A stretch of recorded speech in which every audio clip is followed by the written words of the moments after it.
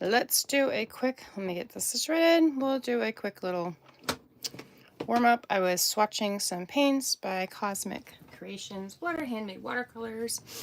Laura is the maker, and I was just swatching them onto some Leather Village paper. It's a textured 100% cotton rag that I really, really, really love. And so I like to often swatch my paints just so that I can kind of, I don't know, reintroduce myself to my colors every so often so that I can remind myself what the colors do, what the paints like to do. There's just some really pretty fun things happening. Sometimes they'll touch and they'll inspire me to do something else. And so that's basically why I like to swatch my colors often, maybe more often than some people do. And they don't have to be perfect swatches. I like to make these little swatch maps that match my paint palette, right? So this is a set of paints that I put together from Laura's. I have many, many more colors of hers, but I decided that I wanted to put the ones I use most together. This is also what I took to the Dominican Republic to travel with me, and I will probably also take again to Costa Rica. I do like this set of colors. I might swap one or two out as I kind of play more with this set and decide what I need and what I don't need and what I prefer and what I don't prefer, right?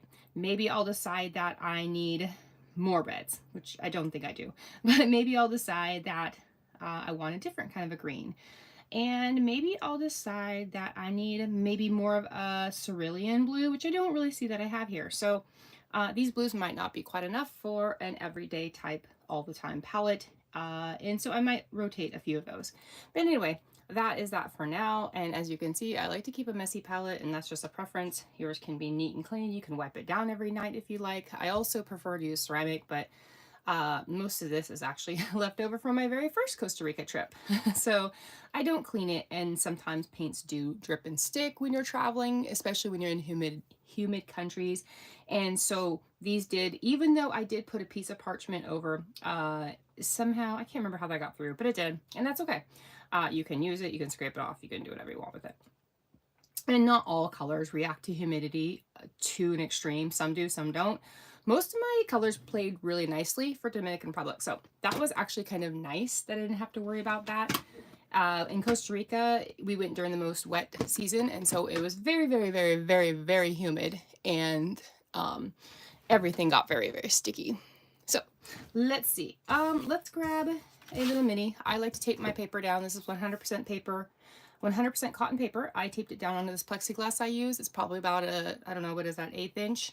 It's very, very firm. I can use heat tool on it. It doesn't bend or warp or anything. And I just use some cheap tape from Jackson's right now because I want to use it up. I have tape that I love from Blick's Art Supply, Holbein soft tape, but I want to get rid of this cheap stuff, so I'm going to use that. If you are in the chat, say hi. I can't see who's here, so unless you say hello, I will not know you're here. But hello, whoever you are, if you're here. Oh, it's a little warm today, so one of the first warm days we've had. I am going to, I don't know, my paper's so small that I'm not going to wet my paper. I'm just going to dive in with some colors. I'm going to start with my lightest colors first.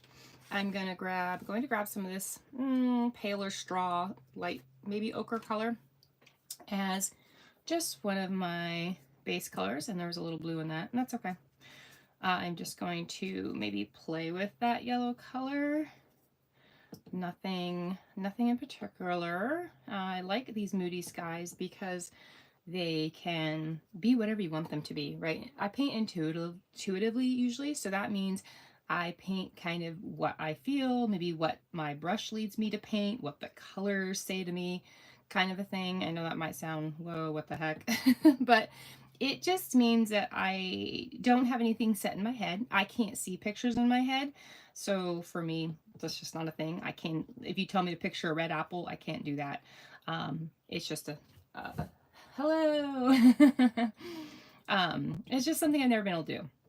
I'm going to take a little bit of the orange, the very bright orange, and drop that in there too. And maybe even a bit of this coral color and drop that down in there. And then let's grab a bit of the lavender-ish, pinkish color. I believe that's Lotus. It's a great color. If you want a list of Laura's colors that I have in this palette, I'll be happy to put that together for you. I'm not sure that they're all available, but probably most of them. And let's grab some of one of my favorite colors. This is Horizon. Actually, let's grab this one. This is the Horizon color.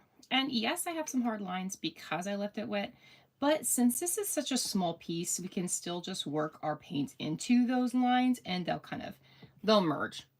See how those went away. But I really actually liked those hard lines, so I don't hate that they were there, and I would technically consider leaving them next time. It really, there are no rules, so if you like something and people say, oh, I don't like the bleeds, or I don't like the blooms, or maybe you put too much water and everything's spread, cauliflower blooms, whatever people want to call that. I don't know, I'm just not much for super strict rules or things like that. So I let things do what they want, and I think that's kind of fun. And it's also just a really good way to explore. And so I am a chatty talker. I'm not one for sitting here with silence. So if that's also not your thing, you feel more than welcome to mute me if you prefer. I do talk a lot. And I know not everybody loves that. I haven't figured out the free music thing yet, so until I do that, most of my videos will have some sort of, me yapping along. And again, you can just mute it. It's not a big deal. I do prefer mostly talking videos when I do my tutorials or when I listen to a tutorial. I love to hear what the people are thinking, what goes into their process, and what they kind of who's laughing at me. I saw a little laughy face. Yeah, I'm a yapper. Truly and truly and truly. It just feels weird to sit there in silence. I don't know why. I don't know. I guess I've always liked background noise. Even at home, I like something on in the background. And I don't know. I guess it's going to be really hard for me to one day live alone. There'll be nothing. But I don't like loud noises. Like, I don't love loud music. I've never liked loud music. Ever, ever, ever. Isn't that funny? I know some people love it. Most of my family loves loud music, and I don't. So, yeah. So, lucky me, they all love loud, and I don't. So, I am using a round brush. This is a travel brush. I have not put away and cleaned all my travel brushes yet, so I've still been using them even though I've been home for almost a week. Not quite a week yet, but I highly recommend getting familiar. I did not do that this time. I did not take my brushes out and get familiar with them before I went on this trip, and I should have, right? I think if you're going to take something and use it plein air, I think that you should practice with your plein air items. You should take your stuff out and you should give it a whirl. You should play with it and see what works for you and what doesn't work for you, right? Because the more comfortable you are, the better, right? Because that plein air in itself, painting outside, painting on the go, is kind of challenging as it is, I feel. And the more comfortable you are with your supplies, the better chance you're going to have just enjoying yourself, right? If you're out and about painting. And the only reason I bring up plein air is because I was talking about travel brushes. I was talking about travel brushes because I had been traveling, hosting a watercolor retreat, and just, without me having gone and played with my art supplies, I was a little out of my game, I guess. Not too bad, because a lot of my brushes, I use a lot of Tintoretto's, Shimoni brushes, and so those are my regular brushes, and using the same brand, travel versus, everyday, I don't know what you call them, with non-travel brushes are very similar. So it is one nice thing about Tintoretto's, they're very similar, the travel versus the regular. I'm just playing with this guy. Is it amazing? No. Is it anything that's going to be perfect? No. I'm just messing around with colors and seeing what I like, seeing what I don't like, and exploring. Excuse me, hiccup. And all that's okay, right? Nothing has to be amazing. It doesn't have to be the best thing you've ever painted. Sometimes just playing with colors and exploring your brush strokes and seeing what your papers. It's a warm day today, so my paper is kind of drying, and I'm not sure what I did there. That's okay. I'm going to pick up some of that paint and maybe leave some lighter spaces in there. I do have this little tray of shimmers from Laura. She made these for our watercolor trip. And so what you're supposed to do with shimmers is get them, put water on them so that they have a minute or two or three to activate, right? So shimmers are, they need the water to activate. Some people say that their mattes, their flat colors, their matte colors do as well.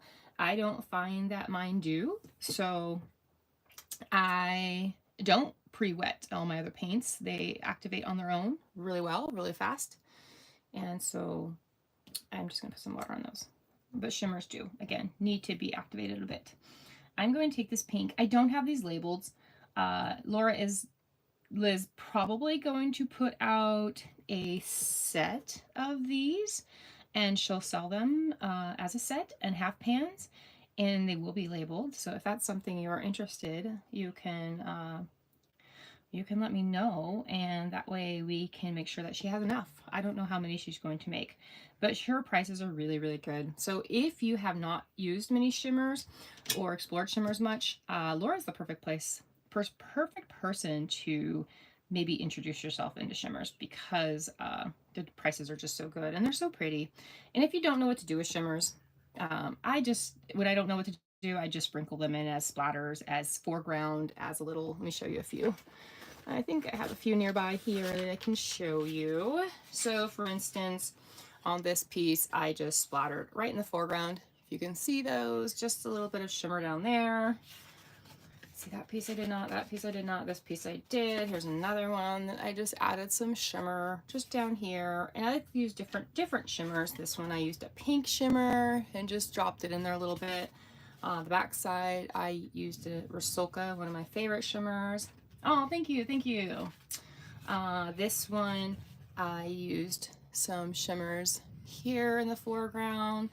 I just think, especially with flowers, they really help that whole thing pop. If you're trying to get some color in your foreground, or just some, maybe your picture feels a little flat and you felt like you left something out, I feel like it can be a great way to add something back in.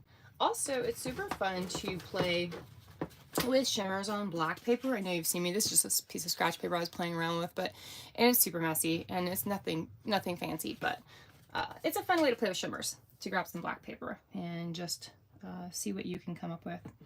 So let's see, I'm going to take some of this purple, and I'm adding a little bit more water, and I'm just going to maybe these are mountains, maybe they're clouds, maybe they're just texture in the sky, and maybe I've ruined it. But you know, you won't know until you try, right? So you're not going to know what works until you try it. So it's not always, you know, sometimes things don't work out, and that's okay. But you won't know until you literally try it, right? Or watch someone else try it, but then you don't know if you can do it, if it'll look the same. So you just basically have to try it. And it's okay. Again, if it doesn't work out, it's okay. Okay, I am trying to keep these little lives under 30 minutes. So let's see, what time am I at? I am at about 13 minutes. So I'm almost halfway, and I don't feel that I've got much for halfway. And often, you know, I feel there are huge ugly phases, and that's okay too. That is part of the process, right? Self-rescue. I swear by self-rescue. I am constantly self-rescuing myself. What does that mean? That means I want to quit, right? I want to stop painting this picture and be done. But instead of doing that, I figure, well, I can't make it worse, so all I can do is try to make it better. And so I just keep trying to make it better. And it doesn't always work, but that's what my self-rescue is about. I just keep trying until something happens, and maybe it improves, maybe it doesn't, and all that's okay, because it just is. It's just all practice. It's just things to I don't know, things to try. You know, and there's such mini paper. So if you treat yourself to the good paper, which you absolutely should, 100% cotton, Arche or Bao or even Meeden, treat yourself to good paper, but also make sure that you can also cut it, right? So you don't have to use the whole paper. So you're not technically wasting. And with Arche, with good paper, you can actually use the backside too. So you're getting a lot of use out of, you know, out of one sheet of paper, really. I think these are, I don't know how many I could get. Maybe I could get at least 8 of these out of a sheet. This size is really small. I don't know if you can tell how small it is. It is maybe 3 by 4-ish. I can't tell for sure. Yes, you should really, truly get your art on anytime soon, because it's just such a great way to, you know, get out of your head, Get a little, you know, art therapy in there because, you know, we all need it somewhere along the line. It can't hurt. And just play with colors. And who doesn't like to play with color? Color is a fun thing. And even if it's, you know, even if it's digitally, if you, you know, like to do it digitally, that's fine too. I don't think it has to be, it doesn't have to be watercolor. I'm trying to encourage my own self to draw. I'm not a drawer, and I can't draw that well, but I would like to give that a try. And so I'm trying to push myself to do that. It's not working super well, again, because, you know, I don't have the skills, but how else am I going to get the skills if I don't just try and keep going and see where it takes me? So, but who knows? Who knows? I probably need a class. I also said that I needed to learn how to speak Spanish once and for all, since I keep going on these watercolor retreats to somewhere that speaks Spanish, and you know, what's the point if I keep using Duolingo and it's not exactly not learning the language. Okay, so I'm deciding that I'm going to turn these into some sort of maybe mountains. I don't know. Oh, and I don't paint realistically. I don't actually recognize most of you in here. So if you don't know, I don't paint realistically. I paint kind of how I feel, what I think, just kind of fantasy-ish, I guess you could call it. I just play with the brush and the paint and see where it takes me, and often I have no idea. I literally have no idea when I sit down what I'm painting, what I'm trying to do with it. And sometimes that's good because I don't have necessary expectations, right? Like, so if you pick a picture and say, find one on the internet, you're like, oh, I want to paint that. That's what I'm going to paint. And it must look like that, right? You get in your head like, oh, I gotta have expectations. It's going to look like this. It's going to look like this. It should look like this. And it doesn't. And then, you know, you get sad because it doesn't look like that. And, you know, at least I don't have to worry about that. It's just not going to look like anything because I don't know what it's supposed to look like. Okay, so if you're doing something you don't know what you're doing, just take your brush, dry it off a little bit. You can soften these edges and just start adding more texture. I don't know what I was doing in there necessarily. And so, I don't know, you can just take your brush and just maybe just bounce it around and break some of that up. I'm not really sure where I was going with that. I'm still not sure. And see, you can make a mess. And you can kind of erase stuff in watercolor. See, nothing's really permanent. Nothing has to be permanent. I can just erase that if I don't like it, right? And so I feel like sometimes people are like, oh, I don't like it. I'm gonna start over. But you don't always have to start over because, and yes, now it's a muddy mess, and that's okay too, you know? It's just, again, this is all just practice, and it doesn't have to be perfect. I'm gonna add some yellow back in there so we get some light back in. It's trying to, Taylor. You know, I mostly do landscapes, and so most of my things are landscape-y, sunset type stuff, and so not much of a sunrise person. I don't wake up early, but sunsets I do like. I was just playing with this. I don't usually use metallic in my pictures like this. So when I was playing with this purple, it kind of got out of control and I wasn't sure I liked what I was doing. So now I'm just trying to save myself and maybe add some clouds back in, some brightness back in, you know, and again, it's all, if you put too much, you can just pick it back up. You know, I keep a wet towel and I keep my water thing next to me. So I'm constantly just dabbing and putting paint on, taking paint off, playing with the water levels. And it's just kind of a game of give and take, right? Lots of take, lots of give, and just back and forth, seeing what you like, taking it away if you don't like it. And it doesn't always work. Again, it often doesn't work. And that's okay too. Often turns into an absolute muddy mess, right? And that's okay. It's okay to make a mess. It's not the end of anything. So I'm going to take some more dark color and I am going to mix my greens. I like to add a red or an orange to my green to kind of mute it down a little bit, if you will, just so it's not so bright. And then I'm just going to start, paper is wet and that's okay. And I'm just going to start adding some texture back here so that it's not such a harsh line, the horizon and this area right here, because it is a harsh line. And So I am just now not sure what I'm doing. Just kind of playing with the paints and the waters. And let's see. If this is too harsh, we can go back in with some more color. And just take and add. You can also take off if you don't like what you do with a piece of cloth or a paper towel or something. You can drop in color if it's not exactly. Just drop in color and take it away. You can play with all sorts of things. You can also say, I'm just like, nope, don't like this at all. Like it all at all, right? Okay, so I can take my brush and I can wet it and I can just basically erase the whole thing. And then what I can do, I'll show you. Okay, so then it gives you a new perspective and you can decide which route you want to go again, right? And decide what to change. And you can bring light back in. So it was getting muddy, right, and heavy. But you can do this and just bring light back into your piece, and then you can start fresh-ish, right? Not completely fresh, but fresh, more fresh than you were. So what I'm going to do is I'm going to now add some color back in. I'm going to take some brighter color, a little bit of coral, a little bit of pink, in less amounts than that. And some regular pink, but I'm going to make sure I put it on my palette beforehand. And some yellow.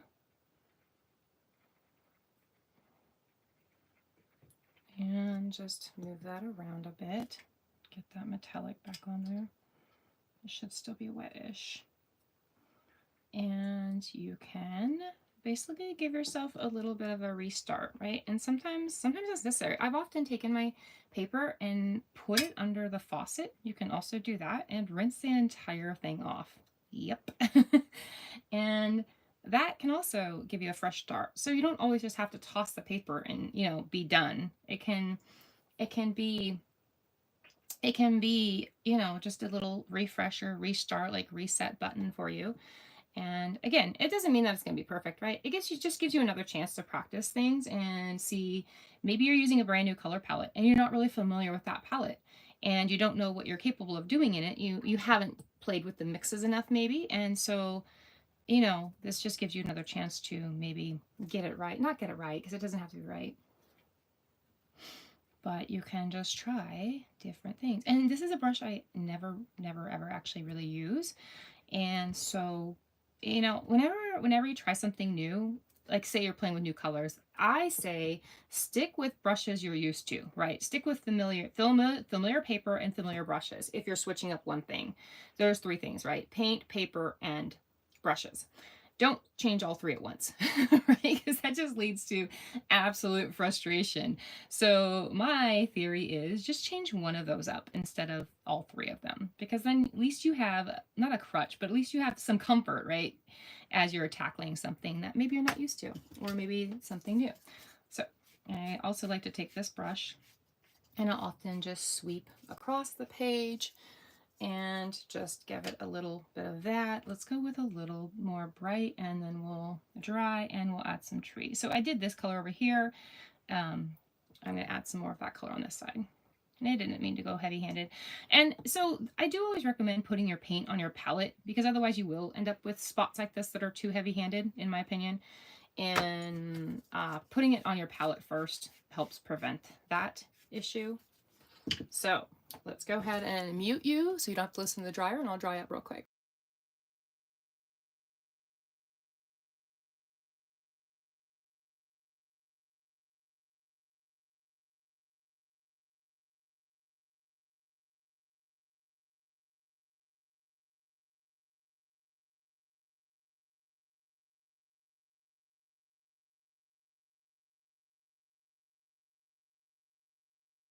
All right, I will use a more familiar brush to make my trees, and I am going to use a dark-ish color. I'm going to mix some green with some brownish. I'm also going to mix some red in there. a dab of orange. I like to mix oranges in my greens. And let's just put some trees up in here. Trees are my thing. So the best way to practice trees is to paint hundreds and hundreds of trees. I did all the tutorials I could find on Skillshare, on YouTube, but the best way to learn and the best way to get better at trees is to just paint pages and pages of them over and over and over. And so trees don't have to be perfect. Trees in nature are not perfect, right? So what you're looking for is a suggestion of trees, right? You paint one and it's not perfect, but if you paint a bunch of them, people aren't going to pick apart your trees, or at least I hope they don't. If they do, then maybe they need something more to do with their time, because that might just be a little too much. But anyway, just paint them and just practice and practice and practice. And the faster for me, the better, the more loose they come out. That's not true for everybody. And there is no one magic tree brush. Some days one brush will work perfectly. The next day I can't paint a tree with it. So my suggestion is to try all the brushes, and don't always listen to one person, right? If they say, oh, this is the brush, that doesn't mean it's going to work for you. So and that's my biggest suggestion with most tools. If you can get around other people and try their materials out, I think that's the best way to do it. I feel that trying other people's and deciding, seeing what you like there, and then purchasing. And this brand Tintoretto has a great price on brushes. Their brushes are really, really affordable, and so that's one of the things that makes me happy. So I love sharing supplies that aren't crazy expensive. I'm more on the frugal side. So for me, I do buy a lot of supplies over the years. And so finding ones that are great and synthetic, I'm a big fan of synthetic. I don't like to use animals in my stuff. So yeah, it's pretty important to me not to use animal hair. I figure since they have so many options these days, I think we can stay away from on using animals. At least that's my choice. Doesn't mean it has to be yours, of course, but my preference. All right, again, mixing up some green, some brown, some orange with it, and let's see. We'll add, I like to do my trees in odd numbers. I have 5, 6 so far, so let's add another one right here. And then we'll be done. Maybe some birds. I always like to add some birds. And that'll wrap it up. That'll be done for this week. And did I make under 30 minutes? Yep, I will cut it off right at that time. We'll do a little bit of splatter. Birds first, then splatter. And then we'll call it. Let's get some birds on there. Kind of a thick bird. That's okay. Sometimes thick is okay. Life isn't always full of skinny birds, skinny people, skinny anything. We'll get some thick birds. All right, where's my splatter brush? I like to use a piece of paper to cover the areas that I do not want splattered. So let me grab that, wherever it is. It's somewhere around here. There it is. Cover that area real quick. We'll get some splatters in there. I didn't know that. I'll have to look at my brushes more closely then. Oh, what didn't you know about your brushes? Explore them all, use them all, try all the different brushes. I often have brushes in my stuff that I thought that I didn't like and I end up loving. So you really do never know, really. I'm gonna use some of this gold right here. And we'll splatter that on there, just like that. Different brushes will give you different splatter as well, different size brushes. I like to use usually a round 4. This is kind of more of a mop round 4, which just means it has a bigger belly, more brush hairs. Oh, some use animal hair. I never knew. Oh, I know. I actually didn't know that either. Funny enough, when I first started, I had no idea that so many brushes were made of animal hair. And I actually bought some, and I didn't realize, and I was like, oh, wow, okay, I probably don't need animal hair on my brushes. I can probably keep my friends in the forest and not be painting with them. And I didn't realize they actually had to kill the animals, or they use dead animals, right, to, sometimes I just thought, oh, why can't they just take the goat hair and put it on a brush, right? Nope, that's not typically the case. And anyway, and you know, none of that stuff's ever cruelty, not ever, but majority of it's not cruelty free. So I just figure if I can avoid it, I'd rather avoid it than, you know, contribute, because there's just too much contributing to animal cruelty. And I don't want to be part of that anymore. So that's it. That's a mini, a messy mini, right? Some of you have been here from the beginning when it was super messy and saw it go a little nuts because I don't know. And that's okay. It's okay to let your stuff go and not be perfect. It doesn't have to be perfect. It's not going to be. Mine are never perfect. And that's okay for me. I don't need it to be. Oh, thank you. I appreciate it. Oh, thank you. Thanks for being here. I appreciate that too. And yeah, every Thursday around this time. Eventually, I think I'll switch it over to Patreon, but we'll see. We'll see. We'll see. Anyway, thank you and have a good night. If you have any questions, feel free to ask, and I will see you next time. Bye.